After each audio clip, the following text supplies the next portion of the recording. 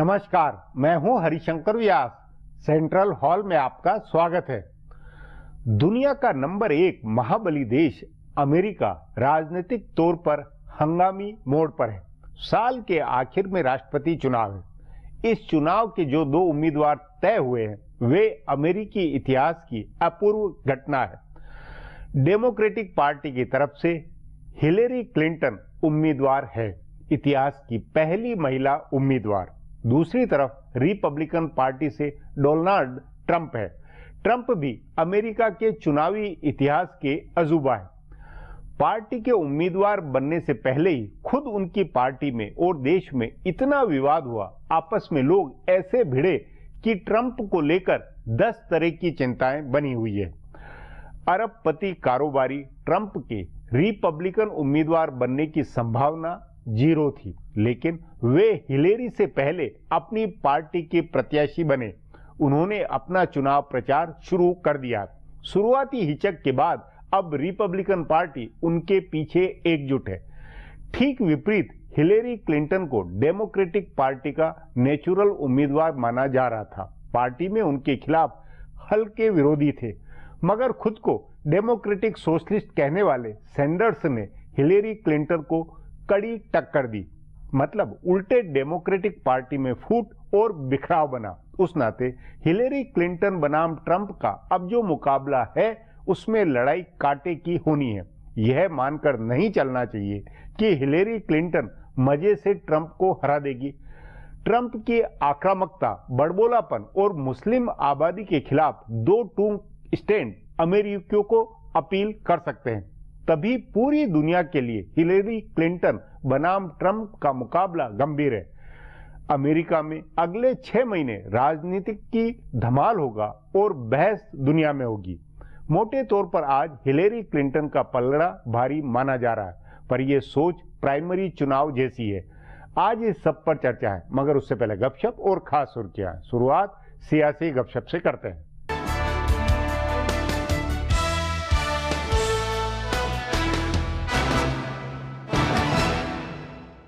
कांग्रेस नेताओं के लिए ये सुखद हैरानी वाली बात थी कि राहुल गांधी इस बार अपने जन्मदिन के लिए दिल्ली में ही रुके। पहले खबर आ रही थी कि वो इस बार भी विदेश में ही अपना जन्मदिन मनाएंगे। आमतौर पर वो अपना जन्मदिन विदेश में मनाते हैं। इस बार भी कांग्रेस सूत्रों से खबर आ रही थी कि राहुल जन्मदिन से पहले लंबी छुट्टी पर जाने वाले हैं और अगले महीने लौटेंगे, लेकिन ऐन मौके पर उनका कार्यक्रम टला। उन्होंने जन्मदिन दिल्ली में मनाने और उसके बाद विदेश जाने का फैसला किया। बताया जा रहा है कि कांग्रेस के भीतर नेतृत्व को चल रही बहस के कारण ये फैसला हुआ कि राहुल गांधी जन्मदिन दिल्ली में मनाएंगे और लोगों से मिलेंगे भी। 5 राज्यों में विधानसभा चुनाव हारने के बाद राहुल गांधी के ऊपर कई तरह के दबाव है। पहले किसी भी समय के मुकाबले अभी प्रियंका गांधी को सक्रिय राजनीति में लाने की मांग ज्यादा उठ रही है। ऐसे में राहुल गांधी की टीम ये जोखिम नहीं ले सकती है कि राहुल विदेश में अपना जन्मदिन मनाएं और लोग उनके घर के आगे ढोल नगाड़े बजाएं। ये सब जानते हैं कि प्रियंका गांधी का आम लोगों के साथ कनेक्ट राहुल के मुकाबले बहुत अच्छा है, इसलिए राहुल की टीम ने उनको भी लोगों से मिलने जुलने के लिए तैयार किया। तभी सुबह से राहुल के घर के आगे दिग्गज नेताओं का तांता लगा रहा। राहुल गांधी बाहर भी निकले और कांग्रेस कार्यकर्ताओं से मुलाकात की। टीम राहुल की ओर से ये दिखाने की कोशिश हुई है कि राहुल गांधी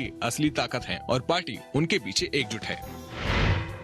उत्तर प्रदेश में भारतीय जनता पार्टी को पिछले लोकसभा चुनाव में 42% वोट मिले थे। चुनाव रणनीति बना रहे पार्टी के नेता हिसाब लगा रहे हैं कि इनमें से कितने वोट कम हो सकते हैं। लोकसभा चुनाव के बाद के आंकड़े उनके सामने हैं। हर राज्य में लोकसभा के मुकाबले भाजपा के वोट में 10% तक की कमी आई है। लाख टके का सवाल है कि अगर उत्तर प्रदेश में भी उसका वोट 10% कम होता है, तब भी क्या वह नंबर 1 पार्टी बनी रह सकती है? भाजपा के जानकार सूत्रों का कहना है कि इस हिसाब से सबसे अहम दलित वोट है। पिछली बार उनका वोट भाजपा को मिला था। खासकर पश्चिम उत्तर प्रदेश में ध्रुवीकरण की वजह से कई जगह जाट और जाटव एक साथ आए थे। विधानसभा में शायद ऐसा नहीं हो पाए, इसलिए भाजपा की नजर गैर जाटव दलित वोट पर है। इसका हिस्सा करीब 8% है। इसी तरह लोकसभा में भाजपा को यादव वोट भी मिले हैं, लेकिन इस बार ऐसा नहीं होगा। सो उसकी नजर गैर यादव ओबीसी वोट पर है। इसमें लोध, कुर्मी और कुशवाहा वोट करीब 12% है। इसके अलावा ब्राह्मण, वैश्य, त्यागी, भूमिहार और कायस्थ करीब 14% है। इसके बाद 6 से 8% के करीब जाट और 4% के करीब ठाकुर वोट है। भाजपा का समूचा गणित इस 45% वोट पर है। लोकसभा चुनाव में विधानसभा के मुकाबले सपा और बसपा दोनों के 6% वोट कम हुए थे, लेकिन सबसे ज्यादा नुकसान अन्य पार्टियों को हुआ था। उनका 10% वोट भाजपा को ट्रांसफर हुआ था। इस बार भी भाजपा की नजर इसी वोट पर है।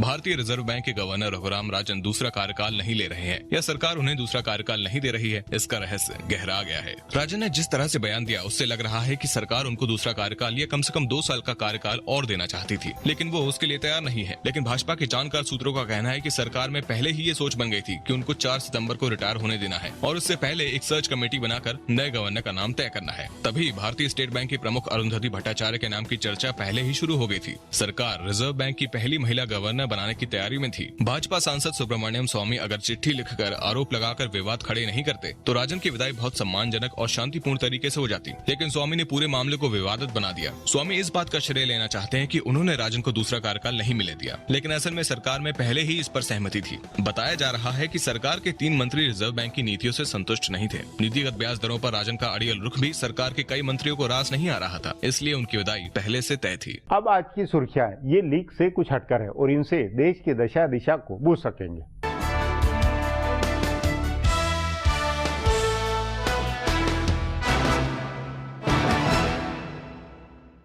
केंद्र सरकार ने आज एफडीआई की नीति में बहुत बड़े बदलाव किए हैं। इसके तहत अब रक्षा उड्डयन से लेकर ई कॉमर्स तक के क्षेत्र में 100% विदेशी निवेश का रास्ता खुल गया है। इसके अलावा और भी कई क्षेत्रों में एफडीआई की नीति में ढील दी गई है। आज प्रधानमंत्री नरेंद्र मोदी की अध्यक्षता में कैबिनेट की बैठक में रक्षा क्षेत्र में, ई कॉमर्स क्षेत्र में, cable network, mobile TV, DTH, greenfield pharma और पशुपालन क्षेत्र में 100% एफडीआई की मंजूरी दी, जबकि ब्राउनफील्ड फार्मा में तथा प्राइवेट सिक्योरिटी एजेंसी में 74% एफडीआई की मंजूरी दी गई। इन बदलावों के बाद अब भारत एफडीआई के मामले में दुनिया में सबसे खुली अर्थव्यवस्था वाला देश होगा। सरकार के नीति में बदलाव का एक बड़ा देश में रोजगार सृजन को प्रोत्साहन देना भी है।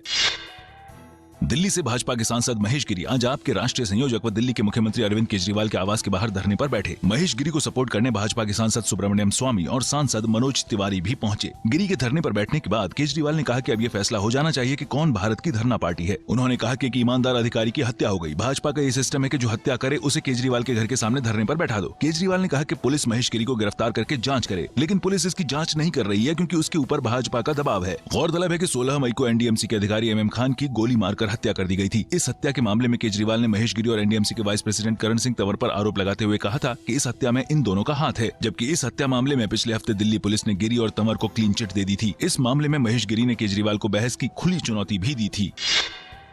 दिल्ली के मुख्यमंत्री अरविंद केजरीवाल के आवास के बाहर महेश गिरी के धरने में शामिल भाजपा सांसद सुब्रमण्यम स्वामी ने कहा कि मैं यहां महेश गिरी के सपोर्ट में आया हूं क्योंकि केजरीवाल ने उनके खिलाफ आधारहीन आरोप लगाए हैं। उन्होंने कहा कि अब तक मैं रिजर्व बैंक के गवर्नर रघुराम राजन के पीछे पड़ा था, अब उनकी अंत्येष्टि होने वाली है तो अब मैं दिल्ली सरकार के पीछे पड़ूंगा। उन्होंने कहा कि राजन के बाद अब केजरीवाल की बारी है। स्वामी ने केजरीवाल के साथ साथ दिल्ली के उपराज्यपाल नजीब जंग पर भी निशाना साधा और कहा कि वे कानून के हिसाब से काम क्यों नहीं करते। स्वामी ने नजीब जंग को हटाने की भी मांग की। भारत के एनएसजी यानी परमाणु आपूर्तिकर्ता समूह में प्रवेश के मुद्दे पर एक बार फिर अपना विरोध सार्वजनिक करते हुए चीन ने आज कहा कि इसी हफ्ते दक्षिण कोरिया की राजधानी सियोल में होने वाली 48 सदस्यीय एनएसजी यानी परमाणु आपूर्तिकर्ता समूह की बैठक के एजेंडे में भारत की सदस्यता का मुद्दा नहीं है। चीन के इस बयान से साफ संकेत मिल रहे हैं कि भारत को परमाणु आपूर्तिकर्ता समूह में शामिल किए जाने को लेकर ग्रुप के सदस्यों के बीच एक मत नहीं बन पाया है। चीन का ये बयान हैरान करने वाला है क्योंकि विदेश मंत्री सुषमा स्वराज ने कल रविवार को ही कहा था कि चीन इस ग्रुप में भारत की सदस्यता के खिलाफ नहीं है और ये सिर्फ प्रक्रिया का मुद्दा है। चीन के विदेश मंत्रालय ने आज कहा कि भारत की सदस्यता को लेकर चर्चा भारतीय विदेश सचिव एस जयशंकर की पिछले हफ्ते हुई चीन यात्रा के दौरान भी जारी रही थी, लेकिन चीन ने बता दिया है कि इस मुद्दे पर और चर्चा किए जाने की जरूरत है। गौरतलब है कि एस जयशंकर ने चीन के विदेश मंत्री वांग यी से मुलाकात कर भारत को परमाणु आपूर्तिकर्ता समूह की सदस्यता दिए जाने की वकालत की थी। फिलहाल अब एक ब्रेक है, फिर खुलासा होगा।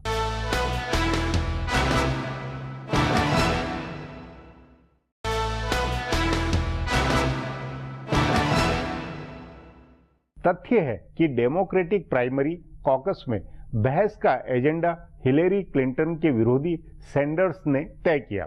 हिलेरी क्लिंटन को उसके मुताबिक खुद को ढालना पड़ा, इसलिए डेमोक्रेटिक पार्टी में सैंडर्स समर्थकों के आगे हिलेरी के बिदकने का खतरा है। मतलब असली चुनावी मुकाबले की शुरुआत में डेमोक्रेटिक पार्टी को एकजुट बनाए रखने की चुनौती भारी है। इस पर आगे चर्चा करें उससे पहले देखें मेरा यह खुलासा।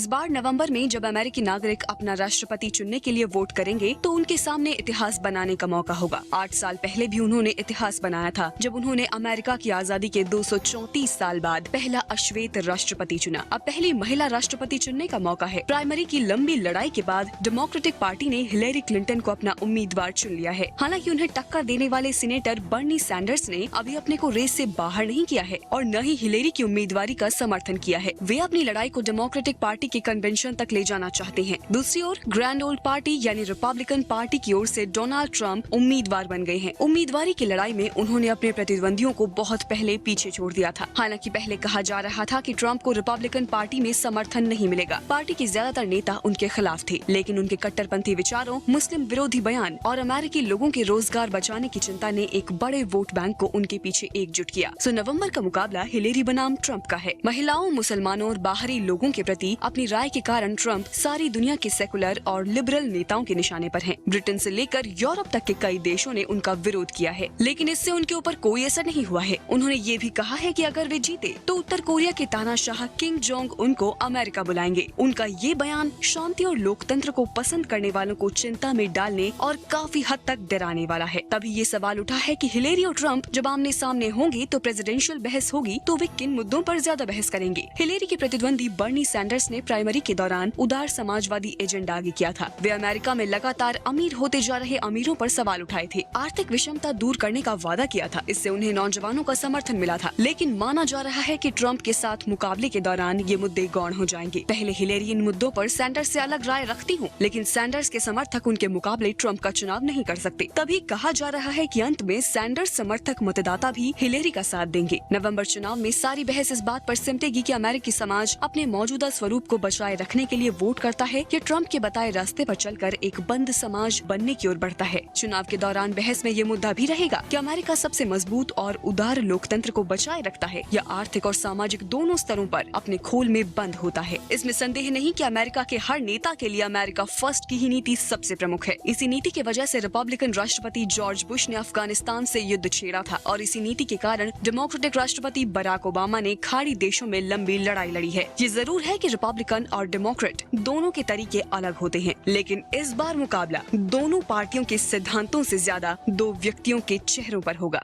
अब एक ब्रेक है, उसके बाद अमेरिकी चुनाव के मुकाबले पर चर्चा करेंगे।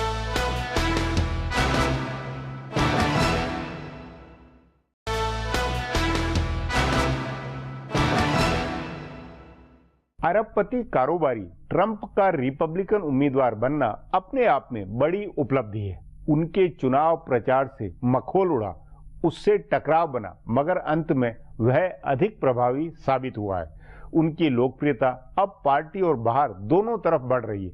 यह डेमोक्रेटिक पार्टी और हिलेरी क्लिंटन के लिए चिंता का विषय होना चाहिए। इस पर चर्चा के लिए आज मेरे साथ वरिष्ठ पत्रकार अशोक टंडन है।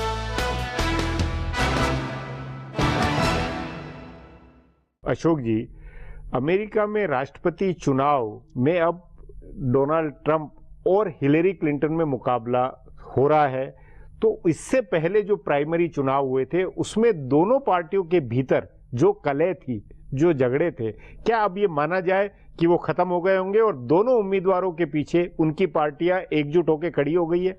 बिल्कुल होना पड़ेगा पार्टियों को। और क्या है कि ये दोनों उम्मीदवार जो हैं ये अपनी अपनी पार्टी में पहली पसंद नहीं थे। दोनों के विरोध में उनकी पार्टी के अंदर भी बहुत विरोध था और खासतौर से डेमोक्रेट में तो सैंडर्स को बहुत लोग पसंद करते थे कि अच्छा कैंडिडेट है। लेकिन क्योंकि उधर ट्रंप आने से इधर हिलरी, इन दोनों के बीच में अपने अपनी प्राइमरीज में जिस प्रकार से गाली गलौच हुआ और गंदे शब्दों का इस्तेमाल हुआ, तो शुरू से ही ये दोनों लोगों में बाइपोलर जैसा चुनाव हो गया और इसलिए ये अपनी अपनी पार्टी में जीतकर अब ये उम्मीदवार बन गए।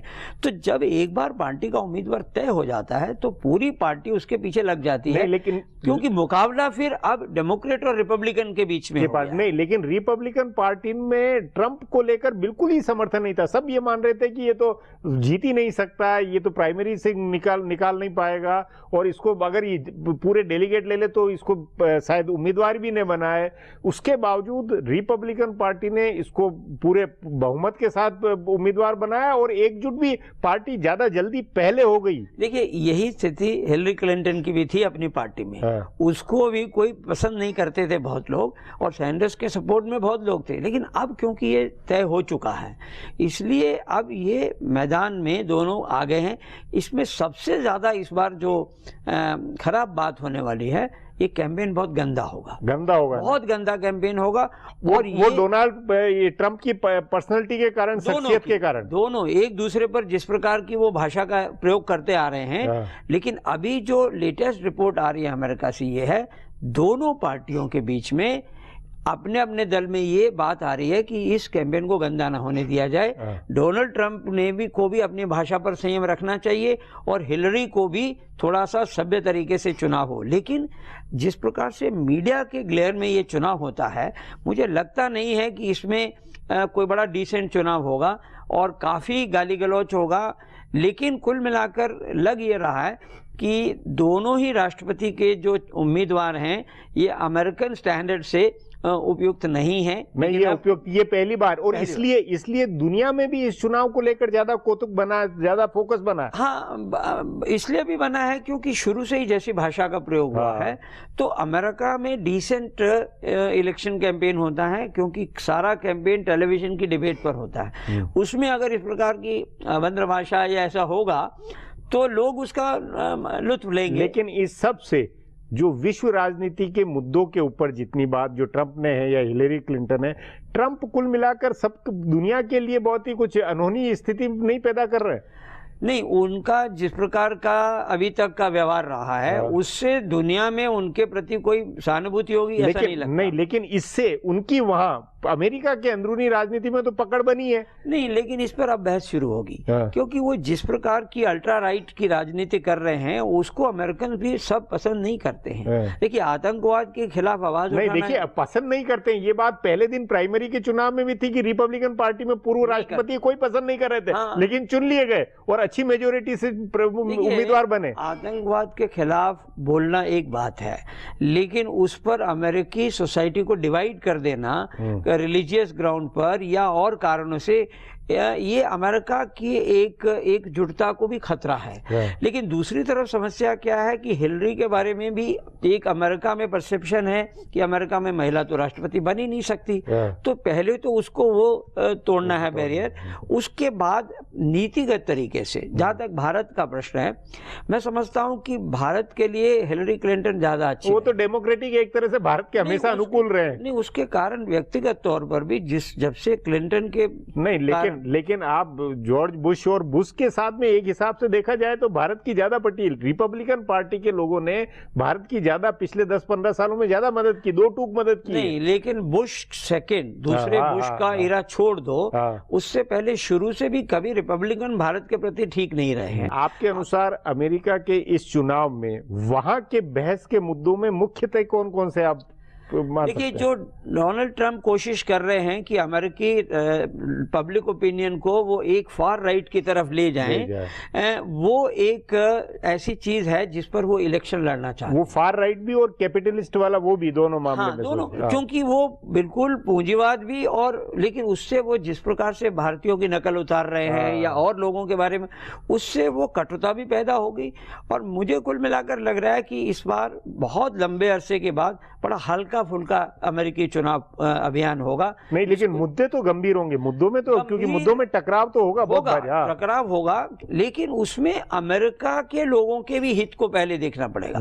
डोनाल्ड ट्रंप की अगर जीत होती है तो ये अमेरिका के लिए भी एक खतरे की बात होगी, क्योंकि अमेरिका के बारे में कहा जाता है कि वो एक मेल्टिंग पॉट है, वहां जो भी आ जाता है वो अमेरिकन बन जाता है। रिपब्लिकन पार्टी में भी ये चर्चा शुरू हुई है कि डोनाल्ड ट्रंप को अपने सारे लहजे में, अपनी नीतिगत मामले में सुधार करना। मतलब आपके अनुसार पार्टी अब दोनों उम्मीदवारों को गाइड करके उनको सब करेगी, क्योंकि अल्टीमेटली उस पार्टी के अंदर ऐसा हाईकमान होता है क्या? देखिए, हर पार्टी में कोई ना कोई थिंक टैंक होते हैं, और अमेरिका में तो थिंक टैंक बहुत होते हैं। ये थिंक टैंक फिर उस कैंडिडेट का कैंपेन बनाते हैं, उसकी पॉलिसीज बनाते हैं।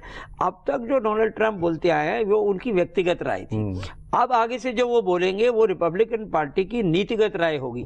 क्या रिपब्लिकन पार्टी डोनाल्ड ट्रंप की नीतियों से सहमत है कि नहीं, इसका निर्णय कैंपेन से पहले होगा। और मुझे लगता है कि दोनों ओर से कोशिश होगी कि इस अभियान को ऐसी नीतियों के दम पर लड़ा जाए जिससे अमेरिका की छवि दुनिया में भी खराब ना हो। जी अशोक जी, बातचीत को यहीं समाप्त करेंगे। प्रोग्राम में आने के लिए बहुत बहुत धन्यवाद। हमारा प्रोग्राम अब यहीं खत्म होता है। आग्रह है प्रोग्राम पर अपनी राय hsvyas@nayaindia.com पर ईमेल करके बताएं या hsvyas@Twitter और Facebook/नया इंडिया न्यूज़पेपर पर जाहिर करें। अब कल फिर मिलेंगे इसी चैनल पर इसी समय।